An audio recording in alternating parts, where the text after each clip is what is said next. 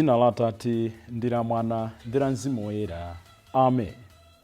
Ndikulandireni abale ndi alongo pano pa Tiyankhuleni Ambuye. Lero ndi Lamulungu la 4 Pachaka. Ndipo lero ndi pa 29 January chaka cha 2023. Ngodala amene amazindikira umphawi wawo. Ambuye chauta tsiku la lero afuna atipatse gwero maziko achimwemwe chenicheni. Ndipo Paulo akutikodola mmawa achiwiri kuti kodi timanyadira chani? Choyenera kunyadira pansi pano, choyenera kunyadira mmoyo uno ndi chinthu chimodzi chokha. Ofuna kunyada anyade mwa Ambuye. Mawu oyamba akuchokera m'buku la mneneri Zefaniya mutu wa 2 ndime ya 3. Kukamaliza kudzawerenganso mutu wa 3 ndime ya 12 kulekeza 13. Ndipo salimo yathu, salimo 146, ikutikodola kuti ngodala amene amazindikira umphawi wawo. Mawu achiwiri akuchokera mkalata ya Paulo, kalata yoyamba yolembera mpingo kwa Korinto mutu wa 1 ndime ya 26 kulekeza 31. Ndipo mthenga wabwino ndi monga adalembera Mateyu Oyera mutu wa 5 ndime ya 1 kulekeza 12a. Amene akutiwerengera mthenga wabwino komanso kutigawira mawu ndi Reverend Father Francis Damaseke kuchokera ku Episcopal Conference of Malawi, ECM. Tiyena abale ndi alongo tisinkhe limodzi. Ambuye akhale nanu.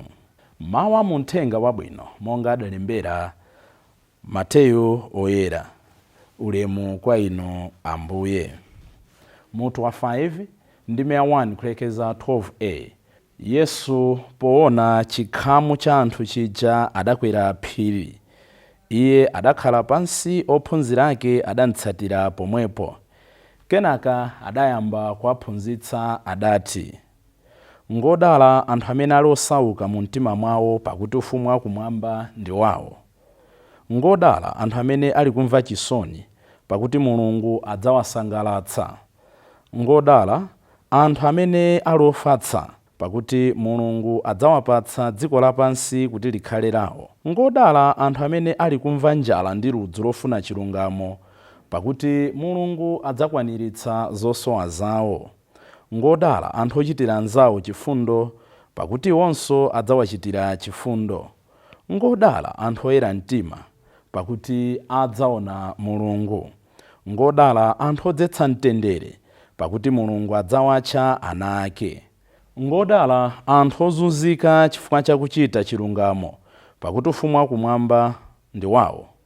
Ndinodala anthu akamakunyozani, kukuzunzani, kukunyengezerani zoyipa za mitundu chifukwa cha ine.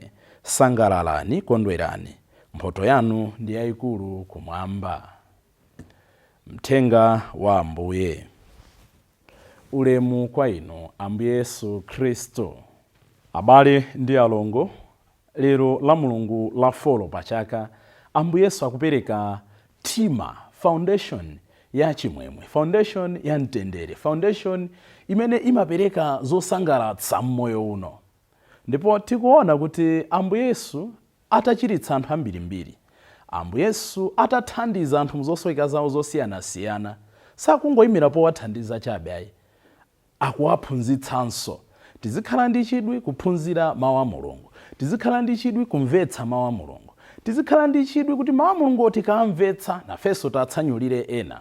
Mwina tachulutsa msabatayi mtima ongofuna zabwino za Ambuye, osafuna kumva mawu ake. Mukumbukire kuti Lamulungu lapita timasinkha kufunika kwa mawu a Mulungu pakati pathu, n'chifukwa chake timalitcha kuti Lamulungu la mawu a Mulungu.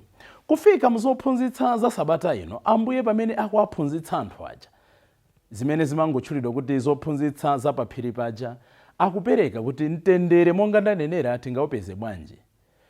Kumvetsera zophunzitsa zimenezi titha kutero kuti koma ndi za mtengo wapatali, ndi zovuta kuzigwira, ndipo zikupereka uneasiness, sizikupereka kamoyo kamene mwina timafuna tizingokhalira ngati kotayirira. Inde amene ofuna mtendere, amene ofuna chimwemwe, amene ofuna kudala, amene ofuna kuyera, akuyenera kuti adane nato tinthu tina, ndipo asankhe tinthu tina timene tikuoneka ngati towawa, koma mapeto ake tikubereka zipatso zabwino.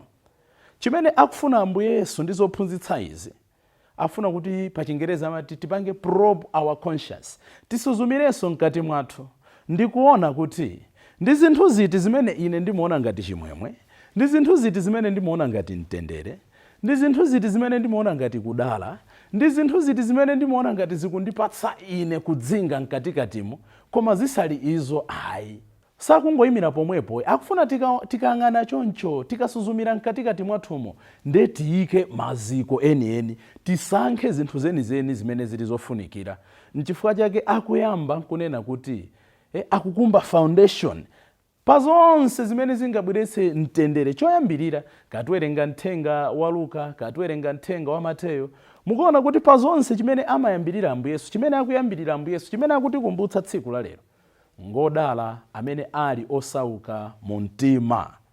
Mtima umene pa Chingerezi tinganene kuti uli bankrupt, mtima umene ulibenso china chilichonse chodalira. Munthu amene akudziwa kuti ndilibiretu pogwira ndi munthu amene amadalira ena kuti anchitire kena kake. Chimodzimodzi mitima yathu ngati tikufuna kuti ikhale yokondwa, chimodzimodzi moyo wathu ngati tikufuna tikhale okondwa, Ambuye Yesu akunena kuti poyamba tikhuthule, titulutsemo zina zonse zimene zilimo. Ndipo mtima ukakhala empty, ukakhala osauka, malo ali mu mtimawo ndi mmene Mulungu akhazikike, ndi mmene Mulungu abweretse madalitso ake, ndi mmene Mulungu abweretse zaulere zake. Inu ndine mtima yathu, mitima yanu yadzadza ndi chani, yalemedwa ndi chani? Ngodala osauka mu mtima. Sakufuna kuti tikhale ndi poverty ija yoti basi tizisowa zakudya, hayi tizisowa pogona, hayi. Koma tikayamba ndi mtima wathu, kuti mtima wathu podalira pake, mtima umene umadalira chauta muzonse, ndi mtima umene upeze chimwemwe, ndi mtima umene ulandire chilungamo, ndi mtima umene upeze mtendere. Inu ndine mitima yathu timayikonzekera bwanji kuti izidalira Mulungu? Mwina ena timadalira sukulu yathu. Imatero Salimo namba 20 ija kuti ena amatama akavalo awo, ena amatama mivi yawo. Ife tidzadalira dzina la Mulungu, tizidalira Mulungu. Musadalire sukulu. Sukulu ndi abwino, koma tikayika maganizo athu onse nkuthera pa sukulu, zinthu zidzasokonekera. Inde chuma ndi chabwino, chuma ndi chimene chimayendetsa moyo wathu wa tsiku ndi tsiku, koma maganizo athu, nzeru zathu zisathere pa chuma chabe. Chuma chija chitipange connect to our God, the true giver of joy, the true giver of happiness.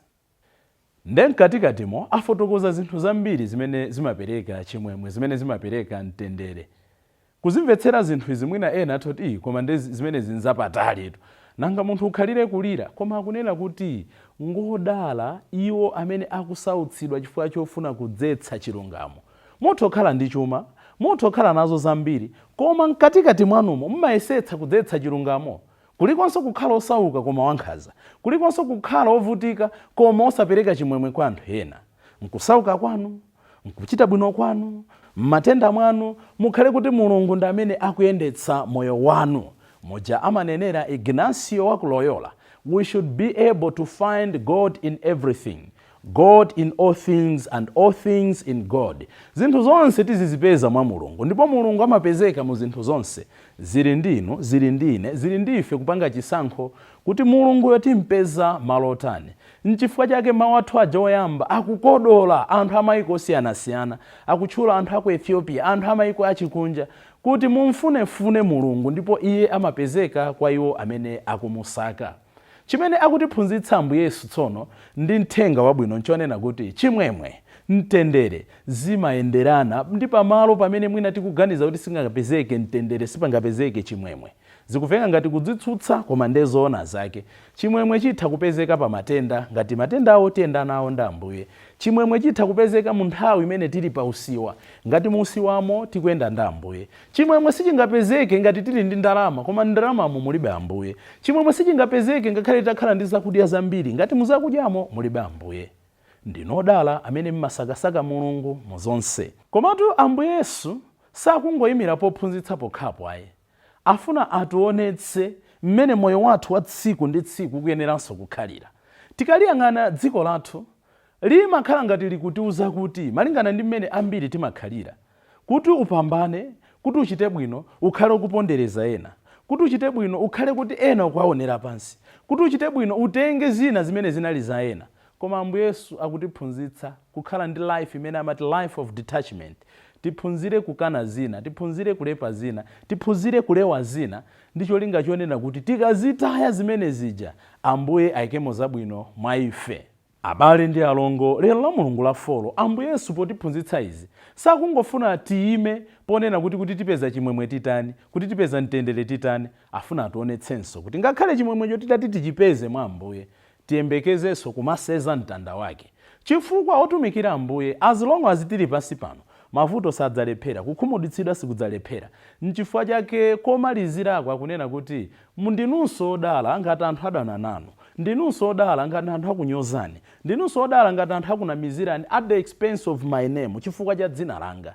Mwina nthawi zina timaziyamba dala, koma tisangalale mavuto athu akamabwera, chifukwa tikudziwa kuti tapanga choona m'dzina la Ambuye. Chimene akutiuza apa nchonena kuti sitingakhale mchikhristu titayiwala mtanda yathu m'mbuyo, sitingakhale okondwa pamene tikukana kunyamula mitanda yathu. Tidzakhala odala kwenikweni, tidzakhala okondwa kwenikweni, tidzakhala oyera kwenikweni pamene mmoyo wathu wa tsiku ndi tsiku tinyamulanso mtanda wathu. Ambiri tikulephera kunyamula mtanda ndipo tikuyamba kunyadira zinthu zimene tikuyenera kudana nazo. N'chifukwa chake Paulo akutikumbutsa kuti moyo wathu si wamtengo wapatali, moyo wathu ndi mphatso. Ndi akunena kuti mmawu achiwiri aja, kodi pakati panupa alipo amene anali ndi mphamvu sanamuyitane? Tangotiganizirana nsembe, asisteri, atumiki, kanda acheya, kanda kwa mastera, wina aliyense amene amatumikira Mulungu akuti palibe pakati panupa amene anali wanzeru, palibe pakati panupa amene anali otchuka, palibe pakati panupa amene anali kuchokera ku banja lochita bwino, ku banja lodziwika. Koma Ambuye adanyamulira dala zinthu zotsika, zinthu zopanda mphamvu, zinthu zothiridwa matope. Ndi cholinga chonena kuti zidziwike kuti amene akugwira ntchito mwa atumiki yake, amene akugwira ntchito ndi Ambuye Yesu, ndi Mzimu Woyera, ndi Mulungu Atate. N'chifukwa mapeto azonse akunena kuti tsono tizinyadira Ambuye Yesuyo.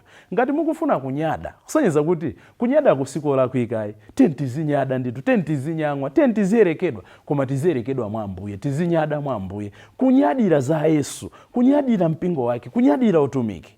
Koma mwina kawiri tikunyadira zinthu zoyenera kuchita nazo manyazi. Paulo yemweyo amatiuza tikawerenga kalata yake ya kwa Filipi kuti ambiri masiku ano tikuchita manyazi ndi zinthu zoyenera kuzinyadira, ndipo tikunyadira zinthu zoyenera kuchita nazo manyazi. Tapempha Ambuye tsiku la lero kuti ndi mthenga wake wabwino umene ufuna utipatse chimwemwe chenicheni, umene ukutipatsa gwero la madalitso, tiphunzire kunyadira za Ambuye, kunyadira utumiki, kunyadira mpingo wake, kuti Mulungu atiyeretse, kuti Mulungu atipatse malo aulemerero mu ufumu wake. Tsiku lathu likhala lopambana ngati nthawi zonse tizindikira kuti timakhala ndi chimwemwe popereka chimwemwe kwa ena. Ambuye tithandizeni tsiku la lero kukhala anthu odzichepetsa, kukhala anthu odzetsa mtendere, kukhala anthu ofunira anzawo zabwino, koposaposa kukhala anthu ochitira ena chifundo. Chifukwa pa mapeto pa zonse ndi chifundo cha Mulungu chimene chidzatipatse chikhululukiro, chimene chidzatipatse zabwino zimene timalakalaka m'moyo uno. Ndikufunireni abale ndi alongo tsiku lopambana. Tiyeni tikonde nthawi zonse ndi mawu ake, tiyeni tipeze mtendere nthawi zonse pa kumachita kufuna kwake. Dzina la Atate ndi la Mwana ndi la Mzimu Woyera. Amen.